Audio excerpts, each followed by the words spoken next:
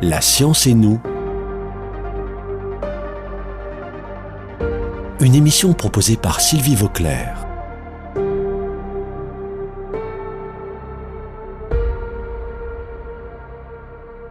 Je suis à nouveau aujourd'hui avec Malik Khalab, qui est directeur de recherche émérite au CNRS, membre du LAS, le laboratoire d'analyse et d'architecture des systèmes. Il est spécialiste de l'intelligence artificielle. Il nous en a beaucoup parlé au cours de l'émission précédente, la semaine dernière. Et aujourd'hui, il va nous expliquer toutes les capacités de ces intelligences artificielles dont certaines n'étaient pas attendues. On n'imaginerait pas qu'une intelligence artificielle serait capable de faire tout ce qu'elle fait, en particulier des calculs ou autres travaux. Je vais donc poser la question tout de suite à Malik. Qu'est-ce que ces intelligences artificielles ont comme résultat qui n'était pas attendu? C'est des surprises, on a des surprises avec elles. Oui, alors il faut voir, comme je l'ai dit, que ça fonctionne sur le même principe que ces systèmes qui permettent de proposer des mots quand je tape un message sur un smartphone. Et donc on s'attendait à ce que ça soit relativement performant pour le traitement du langage naturel. Les performances dans le traitement du langage naturel ont de loin dépassé les attentes sur un certain nombre de tâches, telles que résumer un texte. Ou écrire un poème, je crois. On donne un début de poème de Ronsard et l'intelligence artificielle écrit tout le poème de Ronsard. En invente un. En invente un sur la base du style de Ronsard. Voilà. Ou de proposer des proverbes, ou de comprendre des proverbes, ou de produire un texte qui a un sens sur un sujet donné. Donc, les aptitudes au niveau langagier sont remarquables. Mais quelque chose qui n'était pas du tout attendu, parce que ce n'était pas du tout prévu dans la conception de ces systèmes, c'est qu'ils soient capables de faire du raisonnement logique. Il n'y a rien dans les algorithmes qui sont dedans qui permet de faire cela. Quelque chose qui permette de faire du calcul. Quelque chose qui permette de saisir le sens commun.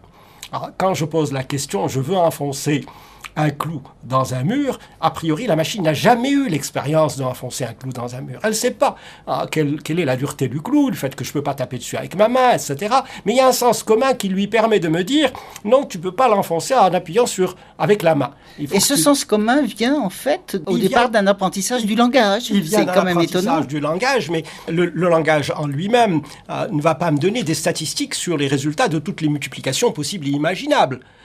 Ou de toutes les additions. Tu lui donnes des équations à résoudre, comment ça se passe? Ou alors des problèmes à mettre en équation? Des problèmes de mathématiques à résoudre et on trouve des solutions pour les systèmes les plus avancés qui sont du niveau d'un élève de terminale, d'un bon élève de terminale en mathématiques. Et elle va vite? Bien sûr, elle va très vite la classe. Ce n'est pas la vitesse qui est surprenante. Ce qui est surprenant, ce sont ces aptitudes qui n'étaient pas programmées, qui n'étaient pas attendues, qui sont un petit peu orthogonales à la statistique sur le langage. Se pose la question de comment les expliquer. Aujourd'hui, ni les concepteurs de ces systèmes, ni personne ne peut les expliquer de façon tout à fait satisfaisante. Nous sommes face à une situation où la technique est en avance sur la science. Nous pouvons faire plus que ce que nous comprenons. Ce n'est pas la première fois dans l'histoire des sciences que la technique est en avance sur la science. Par exemple, la machine à vapeur a existé 3 siècles avant Carnot qui nous a expliqué la thermodynamique et comment ça marche. Par exemple, le moteur électrique a existé 1 siècle avant Maxwell qui nous a expliqué l'électromagnétisme et comment ça marche. Aujourd'hui, nous avons des capacités dont nous devinons à peu près, mais nous ne comprenons pas de façon détaillée, de façon sûre, comment ça marche. Ce que nous constatons, c'est qu'il y a un effet de seuil sur la quantité de calcul qui est faite. C'est-à-dire qu'il faut une certaine quantité d'informations au départ. Et de puissance de calcul dans la machine. Cette puissance de calcul se mesure en nombre de paramètres qu'il y a dans le modèle. Alors jusqu'à 1 milliard de ces paramètres, il ne se passe rien dans ces aptitudes surprenantes. Au-delà de 10 milliards et quelques centaines de milliards, c'est là où émergent ces aptitudes remarquables. Une transition de phase, en quelque sorte. Absolument. C'est une transition de phase. Donc, quand on regarde sur un ensemble de tâches relativement important, il ne se passe rien tant qu'on n'a que de l'ordre de quelques milliards de paramètres. Et dès qu'on a quelques dizaines ou centaines de milliards de paramètres, on a des performances qui commencent à être surprenantes. Ça, c'est une première chose. Une deuxième chose, on a des hypothèses, et on essaie de les éclairer aujourd'hui, sur le fait que la machine a été capable de synthétiser d'une façon ou d'une autre, le bon algorithme pour faire ce calcul, pour faire cette tâche de planification, pour saisir, par exemple, comment se joue tel jeu ou comment s'effectue telle et telle tâche. Je n'ai pas besoin de le programmer spécifiquement, elle l'a saisi. Il faut quand même souligner que ces aptitudes sont remarquables, mais qu'elles sont aussi entachées d'erreurs. Je ne saurais pas prouver quoi que ce soit pour dire ça va marcher. Il y a des erreurs, on le sait aujourd'hui, et quelquefois la machine répond à côté, etc. C'est contrairement à l'autre classe de méthodes dont j'ai parlé la dernière fois, qui sont des méthodes à base de données et de raisonnement, où je suis capable de prouver des résultats. Alors, je suis capable de démontrer qu'elle ne se trompera pas. Là, pour la machine, ce n'est pas une preuve, c'est une probabilité extrêmement grande d'obtenir le bon résultat, mais c'est une probabilité. Voilà, tout à fait. C'est différent. Oui. On a des réponses qui sont satisfaisantes le plus souvent, et de temps en temps, on a des réponses qui ne le sont pas. Donc, en fait, elle peut faire, par exemple, des calculs extrêmement vite, beaucoup plus vite que nous, mais il faut quand même vérifier, nous, à la fin, qu'elle ne s'est pas trompée, c'est ça? Oui. Bon, pour le calcul, c'est pas le bon modèle, c'est pas avec ça, c'est pas en faisant des statistiques sur les résultats de calcul qu'on calcule bien. On a d'autres modèles. Oui, et donc, la perspective, c'est quand même de marier ce type de méthode avec des méthodes qui sont plus précises et exactes. C'est aussi quelque chose que j'avais évoqué la dernière fois, c'est le lien entre des approches qui utilisent des connaissances et du raisonnement et des approches qui utilisent des données et des statistiques sur les données, qui font l'objet de nombreuses recherches. Toujours est-il que nous avons aujourd'hui des observations empiriques et des explications qui sont plus ou moins à approfondir et sur lesquelles on essaye d'avancer pour nous permettre de qualifier les réponses de ces systèmes. Les qualifier en disant « cette réponse, on en est certain ». Cette réponse est plutôt douteuse, ou cette réponse est probable ou n'est pas bonne, etc. Donc, et quand on est certain ou pas certain, enfin quand on a un résultat comme ça, on le lui dit à la machine et comme ça la fois suivante elle marche mieux, c'est ça?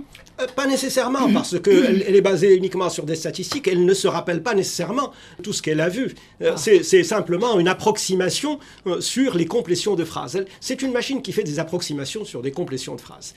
Elle ne fait pas une recherche spécifique au cas par cas sur chaque résultat. Mais alors ça fait peur aux gens parce qu'ils se disent, bon, est-ce que les machines vont finir par prendre le pouvoir sur nous? Bien, est-ce qu'il y a un danger? Est-ce qu'il y a un risque? Alors qu'est-ce que vous pensez de ça, les spécialistes de la question? Il y a certainement un danger. Il y a certainement un danger, un risque, pas qu'elles prennent le pouvoir. Les dangers sont en termes de notre dépendance de plus en plus grande sur des tâches essentielles, des tâches qui consistent à écrire, à rédiger, à raisonner. Ah ben ça c'est déjà commencé, parce qu'on est même en dehors de l'intelligence artificielle, la dépendance au smartphone, la dépendance aux... Cette dépendance va s'aggraver. Il y a une étude qui a été faite il y a quelques années sur les possibilités d'automatisation d'un certain nombre de tâches pour l'emploi. Et cette étude remonte avant ChatGPT, elle remonte à 2018 ou 2019.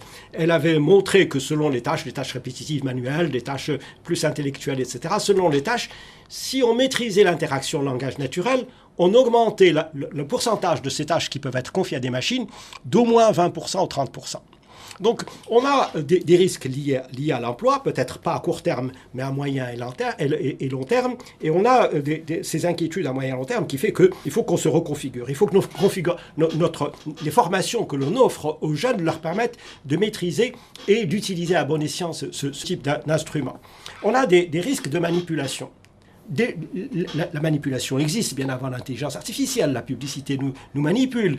Aujourd'hui, les réseaux sociaux et le fait qu'on nous propose telle page ou tel film ou tel menu, etc., c'est déjà le cas. Mais avec les possibilités d'un argumentaire dans notre langue, dans notre façon naturelle de nous exprimer, la manipulation risque d'être plus grande. Et puis, il y a quand même derrière ces machines, il y a des gens au départ, il y a des gens qui peuvent, biaiser l'information que la machine, ça existe, ça? Oui, absolument. D'abord, il y a le biais lié simplement au fait que la machine apprend sur nos textes et nos textes sont biaisés. Nos textes ne sont pas neutres. D'ailleurs, on peut mesurer les biais à travers l'apprentissage de la machine. Si on fait apprendre à la machine des relations entre personnes telles que le décrit la presse du début du XXe siècle, on va s'apercevoir que les biais sexistes sont beaucoup plus grands que sur les textes du XXIe siècle. Donc, ce qu'elle apprend est déjà biaisé, et ensuite, il peut y avoir, et c'est beaucoup plus dangereux, tous les biais liés aux intérêts économiques, parce que ces machines ont nécessité des investissements colossaux. Ce sont des dizaines et dizaines de milliards qui ont été investis dans ces systèmes. Même le seul ChatGPT, on a dépassé largement les 10 milliards d'euros, de dollars pour son entraînement. Et la motivation derrière ces investissements, c'est bien entendu la motivation du système capitaliste dans lequel nous vivons, qui fait que ces grandes entreprises qu'on appelle les GAFA ont des intérêts et vont préserver leurs intérêts. Et la préservation de leurs intérêts, c'est lié aussi à des possibilités de nous manipuler pour qu'on consomme davantage, pour qu'ils aient plus de publicité, pour que nos données leur servent davantage, etc., etc. Et il y a eu aussi des risques que l'on a vus à travers le trucage d'élections. Oui. Donc ça risque d'être encore plus grand lorsqu'on manipule le langage naturel et qu'on peut nous donner un argumentaire qui est ciblé sur ma personnalité, sur ce à quoi je suis sensible, sur ce que je regarde, sur les éléments, et parce que je fournis des données à longueur de mes interactions avec les réseaux sociaux et les ordinateurs, sur les éléments qui vont me convaincre. Sans parler du fait qu'on a une incursion fondamentale sur la culture humaine à travers la manipulation du langage. Et puis, les relations humaines vont être profondément affectées du fait qu'on va parler et on va interagir avec les machines. Alors là, on pense à l'interaction, le problème avec les machines, mais quand même avec de l'humain derrière. Oui. Est-ce que les machines en elles-mêmes peuvent prendre la place des humains ? Les machines en elles-mêmes vont prendre la place des humains, non pas au sens du pouvoir, mais au sens de moins d'interaction entre nous et plus d'interaction de chacun d'entre nous avec la machine. Ouais, c'est ça. Et c'est ça qui va être dangereux. Les risques que je ne vois pas, c'est le risque de prise de pouvoir. Aujourd'hui, on a tendance, parce qu'elle parle notre langage, à les personnalifier, à dire c'est une intelligence artificielle. Il faut garder une certaine distance entre nous et dire qu'il ne s'agit que d'une machine qui a des capacités, des aptitudes remarquables, mais ce n'est qu'une machine. Elle n'a pas de sentiments. Elle donne l'impression qu'elle éprouve des sentiments. Elle n'est pas consciente. Il est faux qu'elle soit consciente. La notion de conscience est très compliquée. On en est très loin dans nos machines aujourd'hui. Elle n'a pas de motivation propre. Elle a les motivations que nous lui donnons.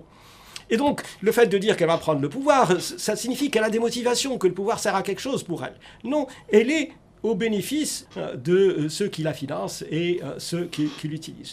Je ne crois pas que le risque de prise de pouvoir soit présent aujourd'hui. Je ne le vois nulle part dans les capacités que j'observe, ni la conscience, ni les émotions. Je vois une puissance et des aptitudes d'intelligence et au-delà du langage qui sont relativement surprenantes et qui ont un effet et qui vont avoir un effet avec un impact fort sur l'humain et sur la civilisation. C'est ce que j'observe aujourd'hui et sur lequel il faut qu'on réfléchisse et sur lequel il faut qu'on mette en place un certain nombre de garde-fous et de régulations sociales pour préserver nos valeurs et nos sociétés. Merci beaucoup Malik. Je crois que ça clarifie beaucoup les choses pour le public. En fait, les machines ne sont pas sans risque, mais le risque n'est pas qu'elles prennent le pouvoir sur l'humain. Je crois qu'il y a beaucoup à réfléchir là-dessus et je crois qu'il faut, comme tu dis, il faut travailler à ne pas se laisser dominer. Oui, tout à fait, tout à fait. C'est un problème de formation, d'information et de diffusion. Alors c'est peut-être un problème aussi à l'école. Ça fait partie des sujets qu'il faudrait discuter à l'école. L'école joue un rôle essentiel. Merci beaucoup Malik pour ces deux passionnantes émissions. Au revoir.